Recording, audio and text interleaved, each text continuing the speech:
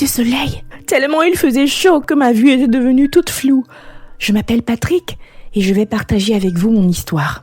Avant de continuer avec l'histoire, n'oubliez pas de cliquer sur la cloche de notification afin d'être notifié à chaque nouvelle histoire postée. Merci. J'avais pris l'habitude de me servir dans ce pourquoi je n'avais pas travaillé. C'était bien plus facile de prendre que de mettre l'effort pour atteindre mes objectifs. Le labeur, c'était pour les autres. Comment en suis-je arrivée là ? Attendez, je vous explique. J'étais le fils unique d'un banquier et d'une femme entrepreneur. C'est rien de dire que je ne manquais de rien. Je dis bien rien.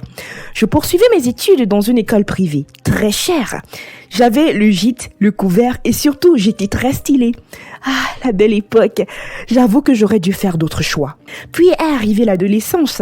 Je me suis mis à fréquenter des mauvaises personnes juste parce que j'avais besoin de m'affirmer, d'être acceptée. J'étais prêt à tout pour me faire remarquer. Ma stratégie était donc le bling et le flashy. Alors j'ai pris des sous du tiroir de papa juste pour me faire remarquer au campus. Je me souviens de ce jour comme si c'était hier. Je suis rentrée à la maison comme si de rien n'était. Je me suis assurée qu'il n'y avait personne. Papa était à une réunion alors que maman était à sa boutique. Je savais très exactement où papa gardait de l'argent. Alors je me suis dirigée dans leur chambre. J'ai ouvert le tiroir et j'ai pris la liasse de billets qui y était. Mes parents n'avaient pas l'habitude de cacher de l'argent car avant cet acte, je n'avais jamais volé. De retour à la maison, nous avons eu un dîner avec papa, maman, ma sœur et moi. Et 2 heures après le dîner, j'ai entendu papa hurler mon nom dans la chambre. Je savais très exactement ce pourquoi il m'appelait. Alors j'ai camouflé mes émotions derrière le visage le plus innocent que je pouvais faire. « Patrick !» dit-il d'une voix ferme. J'étais paniquée, mais j'ai fait semblant de ne rien savoir et je me suis dirigée vers la chambre. « Papa, tu m'as appelé ?»« Écoute, je n'ai pas envie de me répéter. Où as-tu mis l'argent que j'ai rangé dans le tiroir ?»« Mais papa, je ne sais pas, je n'ai rien !» j'ai dit avec une voix fluette. Oui, dans d'autres circonstances, j'aurais réellement cru que tu n'y étais pour rien. Mais la caméra de surveillance t'a filmé. J'étais pétrifiée. La honte m'a envahie. Je n'avais même pas la force de nier. Je me suis tenue là à le regarder. C'est malheureux parce que je ne t'ai pas élevé comme ça. Je t'ai toujours gardé à l'abri du besoin. Je vais faire comme si de rien n'était, mais je veux voir cet argent à mon retour de la supérette, dit-il en sortant pour aller acheter du pain pour le lendemain matin. J'avais trop honte de devoir faire face à mon père après ce qu'il m'a dit, donc j'ai pris la difficile décision de fuguer. Je ne sais pas exactement ce dont mon papa était capable. Il aurait pu aller voir mes profs pour leur dire ce que j'avais fait et la nouvelle allait se répandre dans l'établissement. Oh mon Dieu, la honte! Je pouvais pas supporter autant d'humiliation. J'ai ramassé mon téléphone et quelques affaires dans un sac à dos et je me suis dirigée vers le portail. La première semaine, j'ai dormi dans un petit motel dans la ville voisine. J'avais encore les sous volés à la maison. Je n'avais même pas mon diplôme secondaire, donc je ne pouvais pas avoir un boulot décent. Je ne pouvais que faire des petits boulots minables. Et clairement, le niveau de vie que j'avais n'égalait pas le standing que j'avais avec ma famille. J'ai fait la plonge, tondu la pelouse et même lavé les toilettes de restaurant, mais je n'avais toujours pas assez pour manger comme il fallait et payer ma chambre. J'en ai finalement eu marre et je me suis dit que pour bosser de manière honnête ne suffisait pas, alors il fallait mieux voler. J'ai décidé de devenir un voleur. Attention, je ne voulais pas me lier à un gang, c'était bien trop contraignant pour moi. J'ai donc choisi d'opérer seule. Il fallait tout d'abord faire des repérages dans la ville, savoir où il y avait fréquemment des attroupements et choisir mon mode d'opération. Toutes ces stratégies devaient me permettre de ne pas me faire prendre la main dans le sac. Se faire attraper en train de voler était synonyme de se faire tuer. Et bien sûr, je n'avais pas l'intention de finir en brochette. J'ai donc fait le tour de ville et ficelé mon plan. Je me suis spécialisée dans le vol de téléphones portables. C'était facile.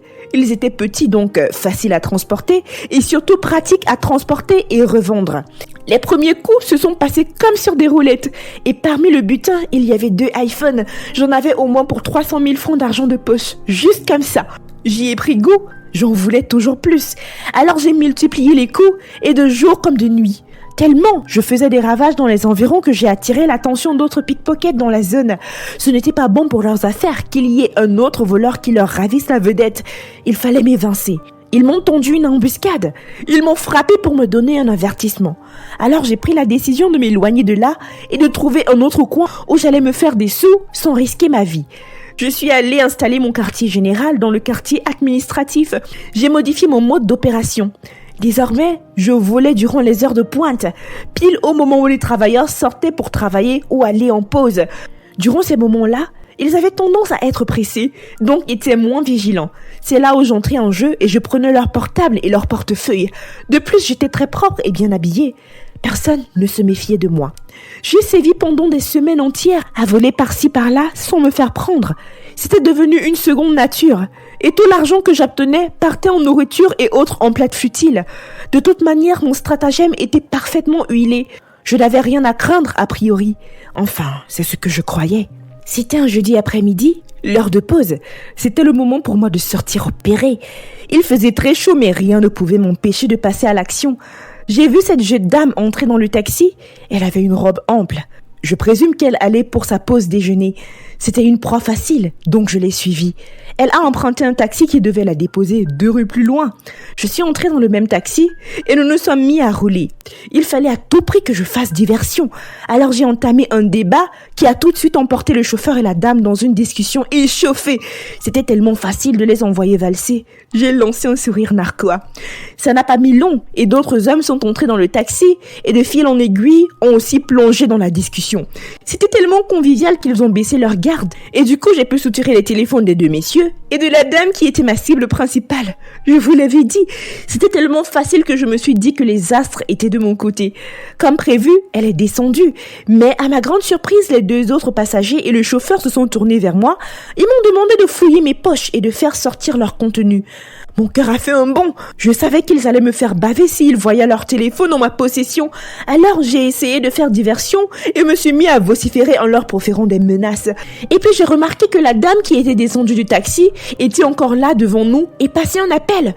Je ne comprenais rien. Mais j'avais pris son téléphone, non? Cela ne pouvait pas être possible.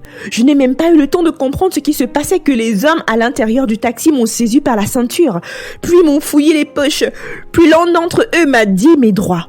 Oh mon Dieu, j'étais entre les mains de la police. Ils m'avaient tendu un piège. Ils m'ont fait descendre du taxi. J'étais pieds nus. Ils m'ont fait m'asseoir sur le goudron. Ce dont je pouvais me souvenir clairement était le soleil qui cognait fort sur ma tête. Mon cœur battait la chamade. Je me demandais quel serait mon sort. Entre le regret et l'angoisse, on m'a embarqué pour le poste de police. J'ai subi un long interrogatoire. Misant sur le fait qu'il n'y aurait pas beaucoup de témoins, j'ai tout nié en bloc. Erreur, c'était sous-estimer tout ce qui se préparait. 2 heures plus tard, d'autres témoins sont arrivés.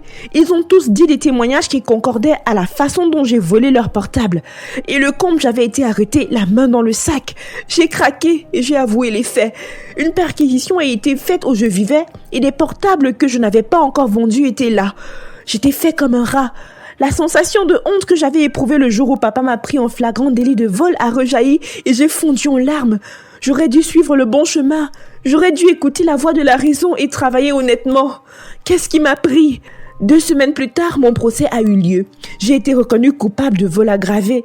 Ma sentence était de 5 ans de prison ferme. Ça m'a brisé le cœur. Comment un garçon issu d'une bonne famille pouvait chuter aussi bas? J'avais pourtant tout ce dont j'avais besoin. Malgré cela, j'ai purgé ma peine. Et pour bonne conduite, j'ai été libérée 2 ans et demi plus tard. Durant mon séjour en prison, j'ai intégré un programme de réinsertion pour jeunes délinquants. Je me suis remis à l'école et j'ai obtenu mon diplôme d'études secondaires. De retour dans la vie d'homme libre, j'ai repris mes études. Cette arrestation m'a ouvert les yeux. Je me suis inscrit en faculté de droit pour devenir avocat. Aujourd'hui, tout va bien avec mes parents et maman m'a d'ailleurs confessé qu'elle était fière de moi.